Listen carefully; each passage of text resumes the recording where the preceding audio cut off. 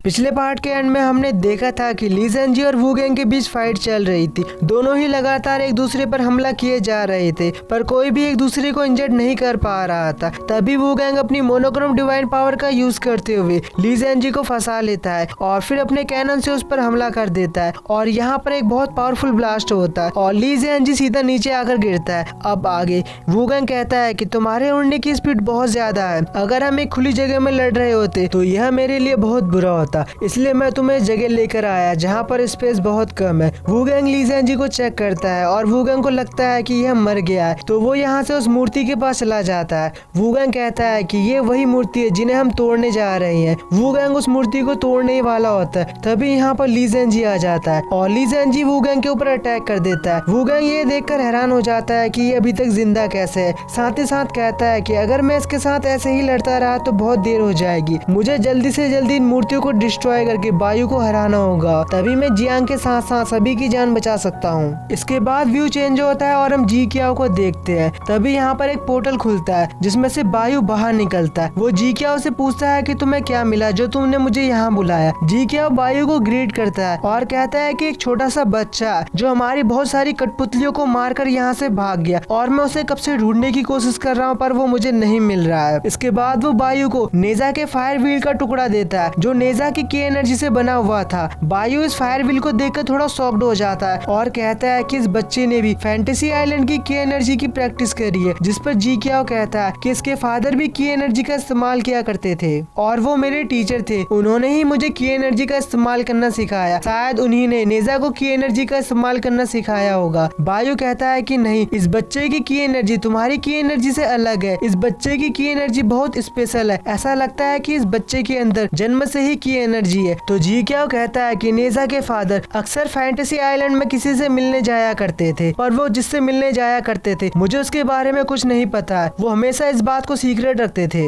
बायु कहता है जरूर इस बच्ची का कोई तो रहस्य है जिसके बारे में हमें नहीं पता, पर मैं इसके बारे में पता लगा कर रहूंगा और फिर वो यहाँ से चला जाता है। इसके बाद हम वेई को देखते हैं। वो कहता है कि यह जायंट स्टैचू जल्द ही पूरा होने वाला है और इसके पूरा बनते ही हम फैंटेसी आइलैंड में चले जाएंगे और वो हेनली से कहता है कि तुम्हारी यहाँ कोई जरूरत नहीं है, तुम यहाँ से दफा हो जाओ। पर हेनली उस मूर्ति को डिस्ट्रॉय करे बिना यहाँ से कहाँ जाने वाला था, तो वही अपने एक वेपन को बाहर निकालता है जिससे बहुत एनर्जी निकल रही थी। हेनली वही पर अटैक करने जाता है और वही अपने वेपन से हेनली पर अटैक कर देता है और यहाँ पर एक बहुत बड़ा धमाका होता है और इस वेपन की पावर बहुत ज्यादा होती है, जैसा कि आप लोग स्क्रीन में देख ही सकते हो। इसके बाद हम हेनली को देखते हैं जो कि पत्थरों के नीचे दबा हुआ था। तभी हेनली उन पत्थरों को तोड़ता हुआ बाहर आता है। वे के इस अटैक से हेनली इंजर्ड हो गया था, उसके मुंह से ब्लड भी निकलने लगता है। हेनली कहता है कि इसका अटैक बहुत पावरफुल था, मुझसे गलती हो गई कि मैंने इस बंदे को हल्के में ले लिया। तभी हम यहाँ पर एक छोटी सी क्रिएचर को भी देखते। वो कहती है जो तुम्हारे सामने खड़े है वो फैंटेसी आइलैंड के सबसे ताकतवर बॉक्सिंग मास्टर है, तुम्हें क्या लगा कि तुम इन्हें हरा सकते हो, तुम एक नंबर के बेवकूफ हो। हेनली उसे देखकर कहता है कि तुम एक बोलने वाली बर्ड हो, तो उसे गुस्सा आ जाता है और वो कहती है कि मैं कोई बर्ड नहीं हूँ, मैं जिंग वेई हूँ और हम तुम्हें 4 हेवनली पिलर को डिस्ट्रॉय तो क्या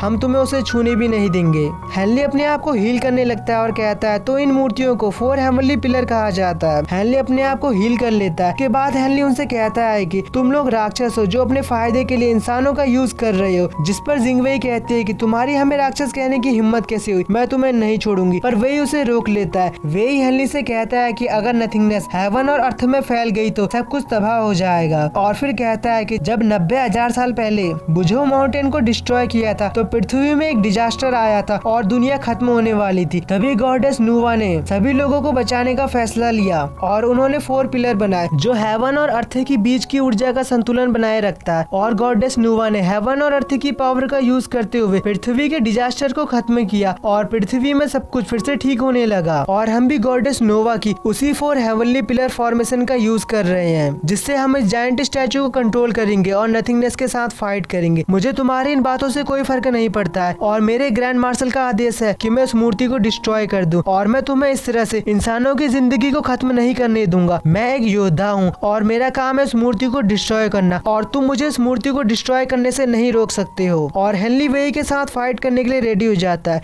वेई हेनली से कहता है कि तुम मुझे एक बहादुर योद्धा लगते हो, पर तुम्हारा मेरे साथ लड़ने का ये फैसला तुम्हारी लाइफ का सबसे गलत फैसला है। और ये पार्ट यहीं पर एंड हो जाता है, पर मैं आपके लिए इसके अगले एपिसोड के ट्रेलर को भी एक्सप्लेन करने वाला हूँ। और आप लोगों से एक छोटी सी रिक्वेस्ट है, आप लोग इस वीडियो में 1500 लाइक और 100 कमेंट का टारगेट भी पूरा करा देना। ट्रेलर की शुरुआत में हम जिंगवेई को देखते हैं, जिसे देखने से लगता है कि ये किसी चीज को देखकर बहुत ज्यादा शॉक्ड है। अगले सीन में हम नेजा और सीजी को देखते हैं जो वू गैंग के पास जा रहे थे, और फिर इसके अगले सीन में हम हेनली को देखते हैं जो कि वेई के साथ लड़ने में अपनी पूरी ताकत का यूज कर रहा था, और हमने हेनली को इस रूप में लड़ते हुए पहले कभी नहीं देखा था। फिर अगले व्यू में हम वू गैंग और ली ज़ेन जी के बीच फाइट को देखते हैं, और फिर इसके अगले सीन में वू गैंग के ऊपर नथिंगनेस हावी होने लगती है और वो वू गैंग को कंट्रोल करने की कोशिश कर रही थी, और इसके बाद हम एक बहुत बड़े गोल्डन स्टैचू को देखते हैं।